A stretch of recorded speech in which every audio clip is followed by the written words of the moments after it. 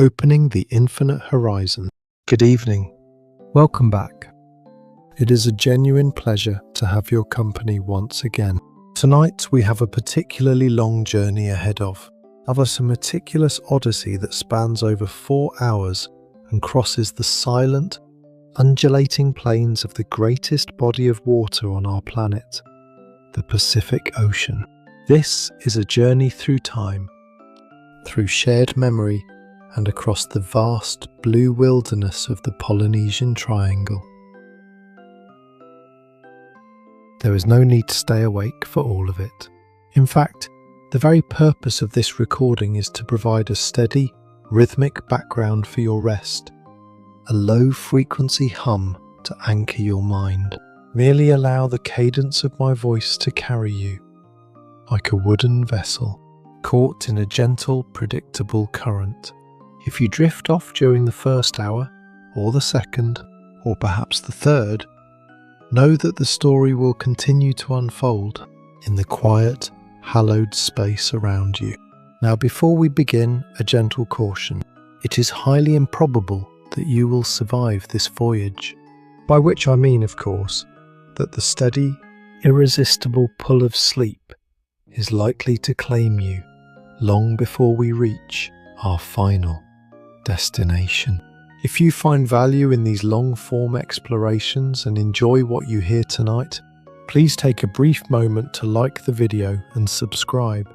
And if you are listening right now, do drop your location and the local time in the comments. I always find it rather comforting to see where in the world people are tuning in from as they prepare for their rest. It was a world away from our own, and yet it was very real. Now, dim the lights. Let the weight of your body sink deeply into the mattress, feeling as though you are becoming part of the bed itself. Feel the tension leaving your shoulders, the back of your neck, and your hands. Let your breathing slow, finding a steady, natural pace. Settle into wherever you are. Imagine yourself surrendering to sleep, far from the hum of electricity and the glow of artificial screens. Instead, you are on the edge of a vast moonlit shore 1,000 years ago, where the air is thick with the scent of salt, spray, and the cool, damp breath of the ocean.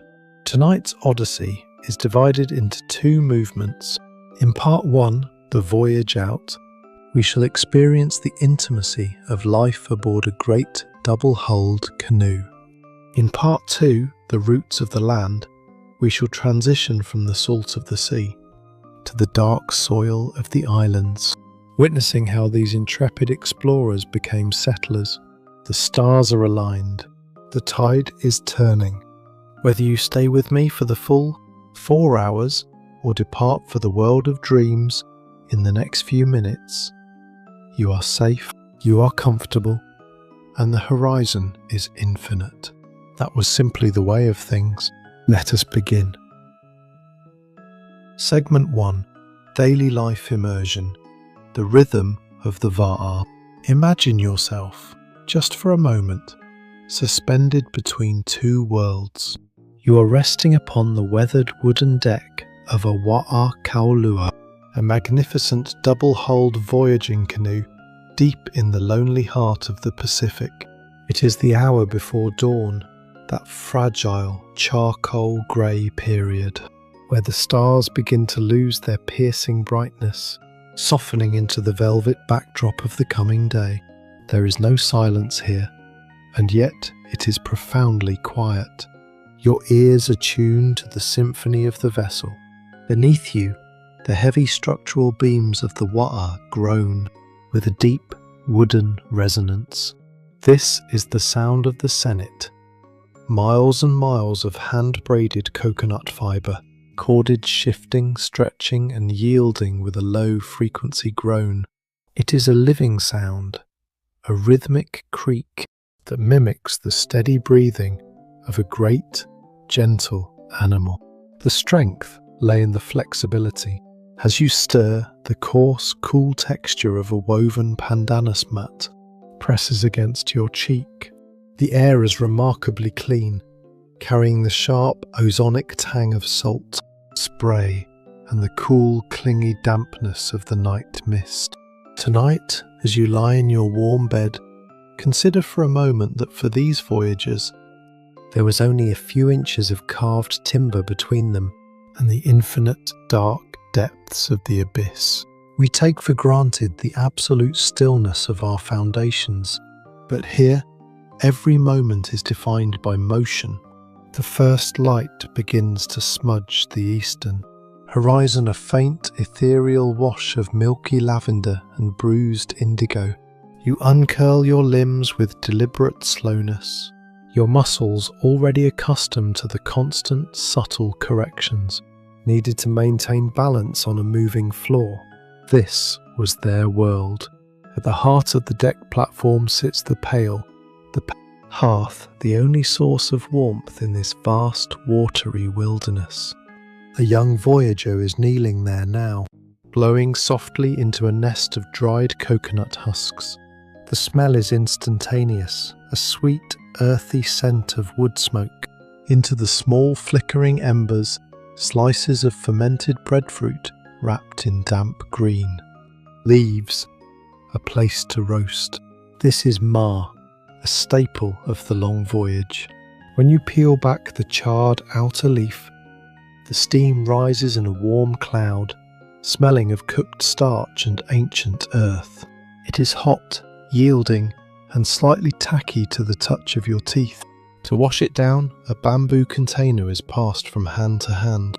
The water is cool and tastes faintly of the woody, sun-warmed bamboo. In our modern lives, we turn a tap without a second thought. But here, every sip is a calculated blessing. Each member of the crew depends entirely on the others, and so the days went on, quietly, steadily, one much like the last. But the most vital presence on the deck is the master navigator, the Hokule'a. He sits in a state of deep, meditative silence, deciphers the surface of the water as one might read a long-lost parchment in a silent library. He is feeling the sea. Beneath the surface noise there are deeper pulses, the swells. The navigator feels the specific signature of these swells against his spine. To the untrained ear, it is just the sound of water. To him, it is a map. The sun is now fully above the horizon, warming your shoulders and drying the salt crust on your arms. Every plank was shaped by hand, every lashing tied with a prayer. They moved in harmony with the ocean. As the morning progresses, the wa'a settles into its stride, the wind filling the sails with a steady, hollow thrum. Tonight, as the sounds of my voice begin to fade into the background of your resting mind, let the image of that moving horizon remain with you. The hours pass, the days turn, and the world moves slowly on, cradled by the ancient salt water and guided by the silent, shimmering wisdom of the ancestors. Segment 2. Biography. The Voyage of Kupe and Kupe. The story of the Great Migration is not merely a collection of dates. It is a tapestry woven with the names of those who first dared to pull the horizon toward them.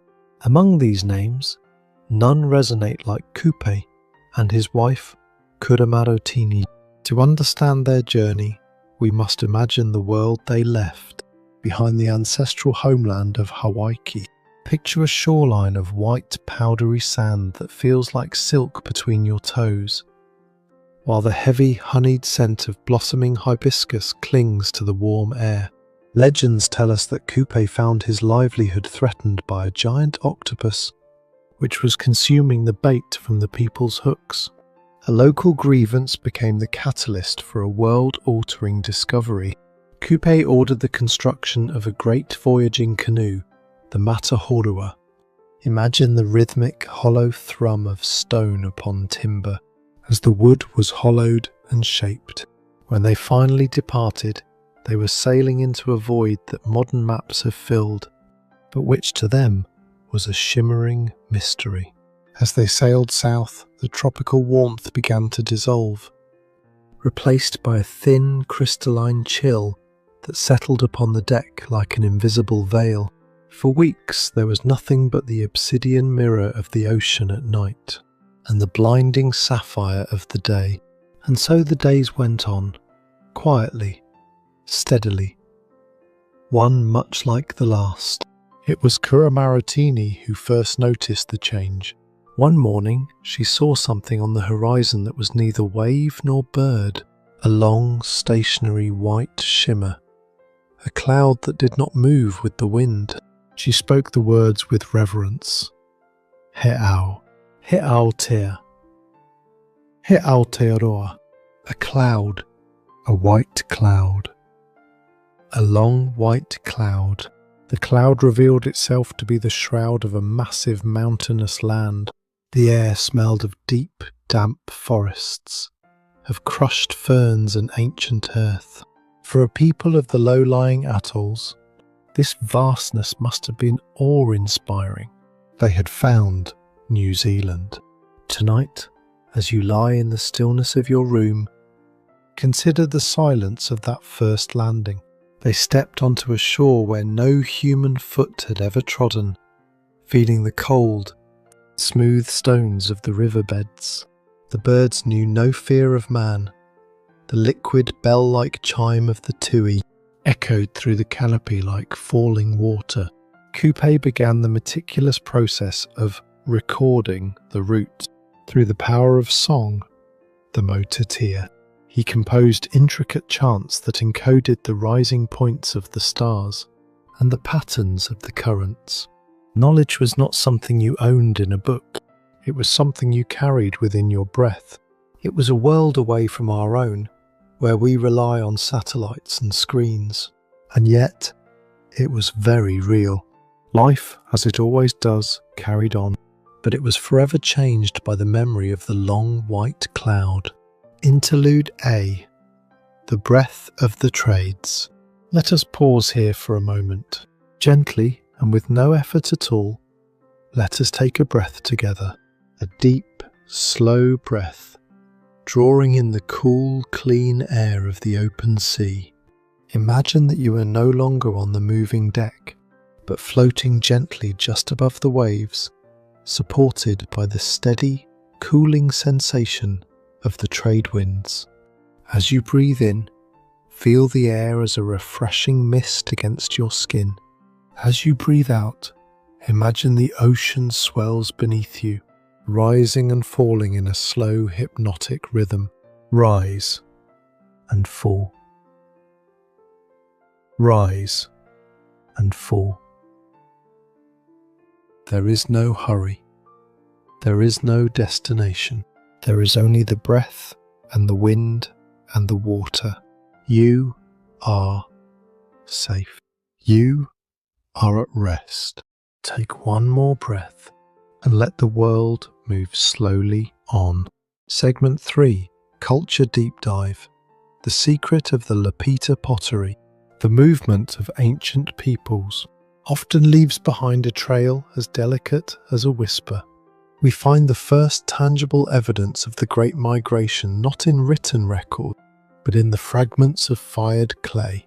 This is the mystery of the Lapita, people the ancestral seed for all the island cultures we know today. Imagine yourself standing on a quiet, sun-drenched beach in the Bismarck archipelago. 3,000 years ago, you are watching a master potter at work. The clay releases a faint metallic scent of iron-rich earth. Using a stamp made of bone, the potter presses intricate geometric patterns into the soft surface. The sound is a soft, rhythmic clicking of bone against damp earth.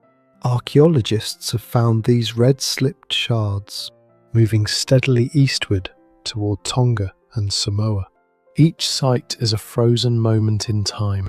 Tonight, as you rest in the comfort of your home, surrounded by objects of plastic and glass, consider the significance of these vessels. Every shard found on a remote beach is a testament to a canoe that arrived safely. This was simply the way of things. The earth provided, and the people remembered. But how did they find these tiny specks of land? Imagine the night sky as a living, rotating map. A master navigator utilized the star compass.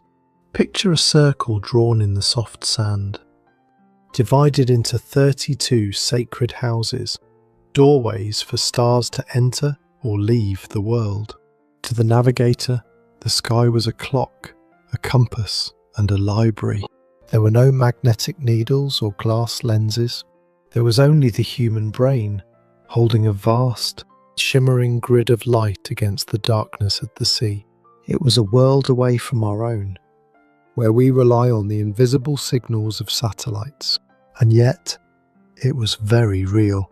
This was their world, a world where the mind was the bridge between two horizons. Modern science has finally begun to whisper the answer to their origins through the study of genetic echoes, whispers written within the marrow of the bone. DNA analysis has confirmed a journey that began in Southeast Asia nearly 5,000 years ago. It is a story told in the silent language of molecules, an ancestral song that has never been forgotten. They carried with them a portable ecosystem, the soft fur of a sleeping dog, the rough skin of a yam, and the cool, waxy leaves of the taro, ensuring that wherever they landed, they could recreate the world they had left behind. Every mile was earned through an intimate dialogue with the natural world. That was simply the way of things. Imagine yourself there, witnessing the first canoe pull onto a virgin beach. Listen to the slow, rhythmic grinding of the wooden hull as it kisses the virgin sand. It was a world of immense mystery, and tonight, it is the world that carries you toward your own quiet horizon of sleep. Segment 4. Society and Elite. The Ariki and the Sacred Marae. Once the anchor is dropped and the roots of a society take hold in the dark volcanic soil, a different kind of structure emerges. This was the world of the Ariki, the High Chiefs, whose lives were defined by a rigid, sacred order. Imagine transitioning from the salt-encrusted deck of a wa'a to the lush groves of a thriving island village. The air is heavy and still, fragrant, with the honeyed scent of ripening bananas and crushed ginger leaves. Here, life is governed by tapu sacred laws that dictate every movement of the social body. At the apex was the Ariki, a vessel of stillness amidst a world of motion. To touch even his shadow was to invite the unseen energy of the divine. Tonight, as you lie in your comfortable bed, consider the weight of such a life. We enjoy the luxury of anonymity, but for the Ariki, every action was a ritual, and every ritual was a pillar holding up the sky. This was their world. That was simply the way of things. But let us shift our gaze to the physical heart of this power, the marae. Imagine a vast platform of black basalt stones. The ground beneath your feet is cool, unyielding, and ancient, drawing the last lingering heat of the day from your souls. Surrounding the courtyard are tall, carved wooden pillars inlaid with iridescent slivers of abalone shell that glow in the flickering light of kukui nut torches. The air was thick with the smoke of sandalwood. You might hear the low, rhythmic thrum of a large wooden drum, its skin made from the hide of a shark, a low-frequency pulse vibrating deep within the marrow of your bones. A priest would chant for hours, a steady, melodic drone that seemed to anchor the island to the floor of the sea. This brings us to the concept of mana, spiritual power, as real as the wind and as measurable as the tide. Imagine the pressure of such a belief. While commoners worked the taro patches, the elite were tasked with the psychic defense of the community. They were the navigators of the spirit world. As the afternoon light begins to fade, one realizes that these societies were masterpieces of human organization. We take for granted today our global connectivity, but for the Polynesians, connectivity was maintained through the careful preservation of names and stories. Behind you lies the ocean, vast and infinite. Before you lies the village, structured, sacred and safe. Life, as it always does, carried on, held in place by the invisible threads of mana and the enduring stones of the marae. Interlude B. From salt to soil. We have reached a quiet turning point. For the last 2 hours we have been travellers upon the restless blue frontier, but now the horizon has softened. The movement of the waves is beginning to fade, replaced by the deep, grounding stillness of the land. Let us pause here. Allow a slow, effortless breath to fill you, as calm as the tide. At its highest point, imagine the feeling of your feet finally touching solid, unmoving ground. The transition from the salt of the sea to the soil of the island is a transition of the spirit. The air around you is becoming warmer, softer, and more fragrant. The rhythm of our story is shifting from the frantic pulse of the voyage to the steady, enduring heartbeat of the village. Take another breath, feeling the weight of your body settling into the mattress, as solid and secure as the islands we have found. The sea remains behind us, a memory of our origin, while the land rises before us, a promise of rest. The first part of our voyage is complete. The second part, the story of the roots, is about to begin. Simply remain as you are, quiet and safe, as the world moves slowly on. Segment 5, Daily Life Immersion 2. Dusk in a coastal village. Imagine yourself standing at the edge of a lush emerald valley as the sun begins its slow, deliberate descent. We have moved away from the salt-crossed decks and the sacred stones. Now we find ourselves in the heart of the living village, at that soft, golden hour when the heat begins to exhale. You are walking through a taro patch. The mud beneath your bare toes is thick and velvety, a pleasant grounding sensation. The air is heavy with the scent of damp soil. The water ripples softly around your ankles, reflecting the deepening hues of lilac and bruised plum that now stain the evening sky. This is the evening harvest, a quiet ritual of sustenance that has sustained these islands for centuries beyond count. In our modern world, we walk down aisles of supermarkets, selecting goods that have crossed continents in the sterile silence of refrigerated steel. Tonight, as you lie in the warmth of your bed, consider the intimacy of this island life. Every meal was a direct conversation with the soil and the sea. And so the days went on, quietly, steadily, one much like the last. As you move toward the thatched houses, the soundscape envelops you. You hear the measured cadence of wood meeting. Wood, the women of the village preparing tapa cloth. Intermingled with this is the distant laughter of children playing in the shallows of the lagoon. The air smells of wood smoke, a thin blue ribbon of scent that promises rest, and the safety of the tribe. You find yourself sitting on a finely woven pandanus mat outside a small hut. A small fire flickers nearby, its amber glow casting liquid shadows. A wooden bowl is placed before you, filled with poi and pieces of fresh fish, steamed in an underground oven. As you eat, the taste is simple. The silken creaminess of the poi and the salty sweetness of the sea. The tropical night air is turning now, becoming slightly damp and refreshing. Beyond the glow of the embers, the jungle is a wall of velvet blackness, and the ocean is a low, subterranean sigh of the swell against the coral barrier. That was simply the way of things. The day was for labour, but the night was for the hearth. Imagine yourself there, listening to the soft crackle of the wood as the village settles into its rest. There is no artificial light. There is only the stars, the fire, and the steady, ancient breath of the island. The darkness was welcomed as a soft shroud, the sanctuary for the spirit to rest. The hours passed, the days turned, and the world moved slowly on.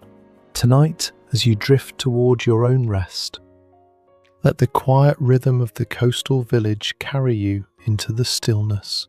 Segment 6, Biography 2, The Legacy of Tupaia. History is often told as a series of collisions, but occasionally it is a story of bridges. At the centre of one such encounter was a man named Tupaia, and Arioi, a high priest and master navigator from Raiatea. Imagine the scene in 1769 as the HMS Endeavour dropped anchor. The ship was fragrant with the pungent scent of pine tar and weathered hemp rope. To Tupaia, it was an opportunity. He chose to board the Endeavour, stepping from the sun-warmed sand onto the salt-encrusted oak of a British vessel. Tonight, as you lie in the quiet safety of your room, consider the courage required for such a step. We live in a world where the entire planet is mapped at the touch of a screen, but for Tupaia, this was a journey into a literal void. He was leaving behind the spiritual geography of his ancestors to enter a world of clocks and printed charts. A man's worth was measured by the knowledge he carried within his breath.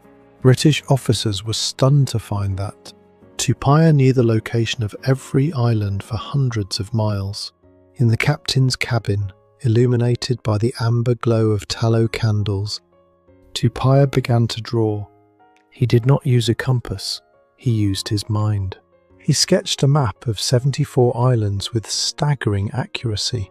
Tupaia's mind was a living archive of 1,000 years of Polynesian voyaging. This was their world, a world where geography was a song in the heart. Imagine Tupaia on the deck at midnight, tracing the celestial highways with a steady hand, pointing out stars that shimmered like cold diamonds against the velvet blackness. He understood the language of the swells and the secret messages of the birds. Life, as it always does, carried on, but for a brief moment, two vastly different ways of knowing the world were held in a single hand. Tupaia acted as a vital translator, his manner allowing him to communicate with the Maori people. However, the transition to the European way of life took its toll. Tupaia never saw his home again. In 1770, his spirit slipped away as quietly as the tide, receding from a silent shore. He left behind a legacy that changed the way the West viewed the Pacific.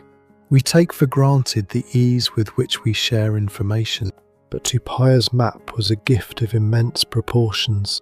The world moved slowly on, and the stars Tupaia loved continued to guide the way, long after his voice had fallen silent. Interlude C, the star path above. We have reached the final quiet interlude. Take a slow, gentle breath. Imagine yourself looking upward toward the great velvet canopy of the night sky. The air is perfectly clear, and the stars seem to pulse with a life of their own. This is the star path. Sirius, Calopus, the Southern Cross. They are our eternal guides, the silent sentinels that connect our modern world to the ancient voyages. Allow each breath to become a rhythmic tide. You are safe. You are held by the same gravity that holds the islands in the stream. Simply let your gaze linger on those distant, steady lights. They do not change. They do not hurry. The path is clear. The night is soft. And the world moves slowly on. Segment 7. Mystery. The sweet potato mystery. History often reveals itself in the most humble of objects. Tonight, we look at the camara, the sweet potato. On the surface, a simple tuber to an archaeologist, a botanical anomaly that challenges our understanding of history. Imagine yourself in a hillside garden in the Cook Islands, 1,000 years ago. The earth feels cool, damp, and slightly gritty against your palms, releasing the scent of sleeping earth. You pull a reddish gold tuber from the soil. You see, the sweet potato is not native to the Pacific. Its home is South America. How did a plant from the Andes find its way here? 500 years before Columbus. It had to be carried. It had to be planted. This was the result of what we might call the ghost voyages. Picture a lone voyaging canoe sailing into the rising sun. The air grows thin and crystalline, carrying a biting chill from the ice-fed currents of the south. There, on the horizon, bone-white peaks of the Andes stand like silent sentinels. Imagine the exchange of gifts on a Chilean shore. The return journey would have been even more perilous, thousands of miles sailing against the wind, cradling the precious tubers. It was, in every sense, the quiet heartbeat of their world. But let us shift our gaze to the architecture. Nan Madol, the Venice of the Pacific. Imagine yourself drifting through man-made canals at twilight. The water is dark and smooth as polished obsidian. Massive walls of basalt rise 30 feet in height, built of hexagonal columns, stacked like crystalline logs of fossilized shadow. Some of these stones weigh 20 tons. The air here feels heavy with the weight of antiquity. This was a place of high ritual. Imagine the effort required, hundreds of men chanting in unison as they moved the great stones. This was their world, a world where the human will could reshape the coastline. Tonight, reflect on these mysteries. Both are testaments to the ingenuity of a people who refused to be limited by the horizon. And so the days turned. The seasons shifted. Life, as it always does, carried on. Imagine yourself there, as the silver moon climbs to its zenith.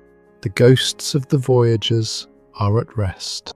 It is a world of quiet wonders, and tonight it carries you toward your own quiet horizon of sleep. Segment 8. Legacy. The Hokule'a and the Modern Renaissance. As we reach the final shore, we look back across the wake of the centuries.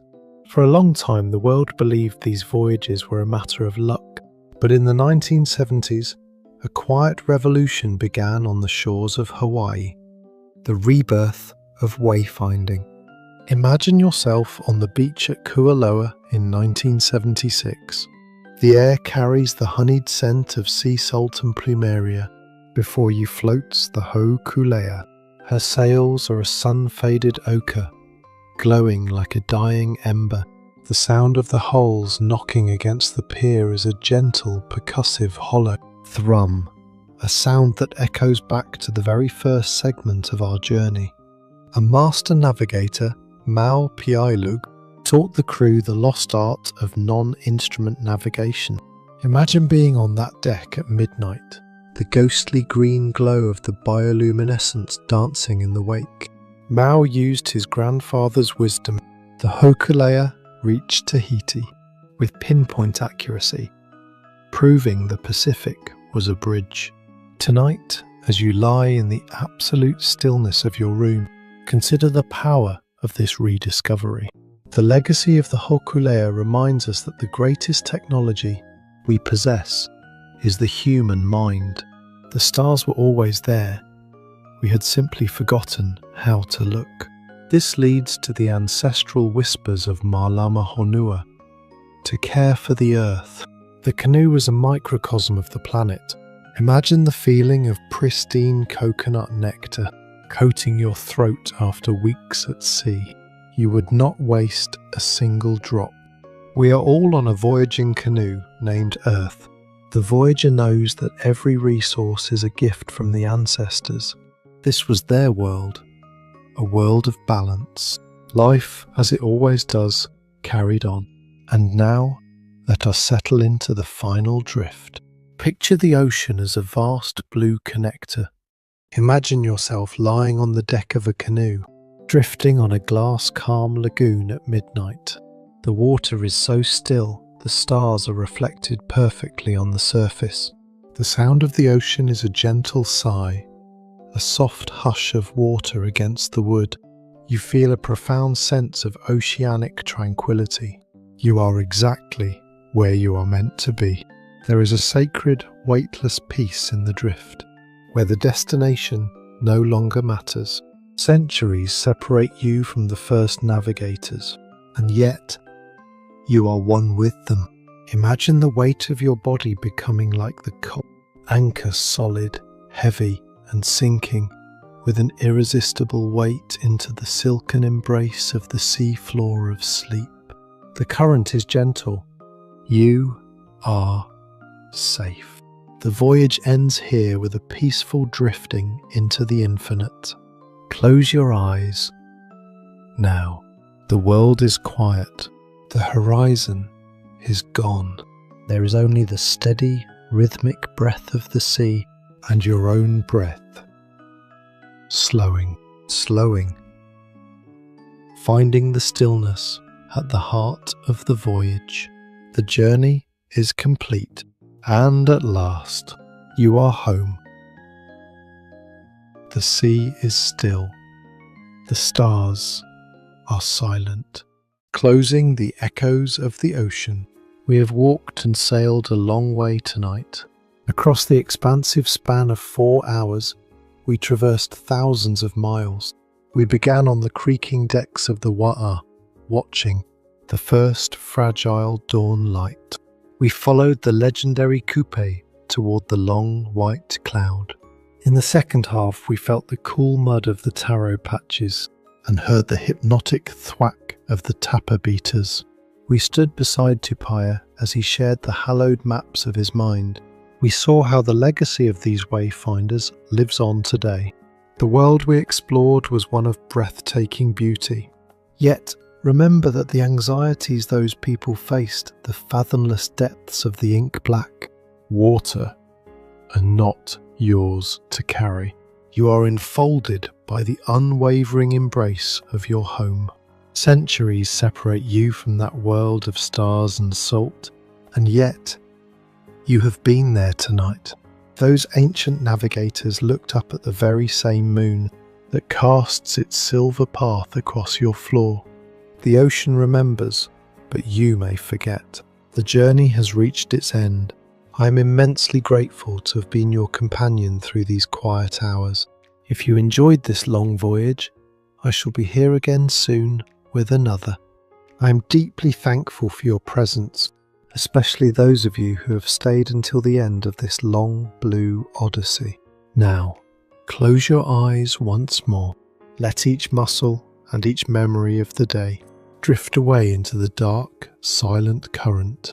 May your sleep tonight be as deep as the ocean trenches, as quiet as a windless lagoon, and as peaceful as the stars above.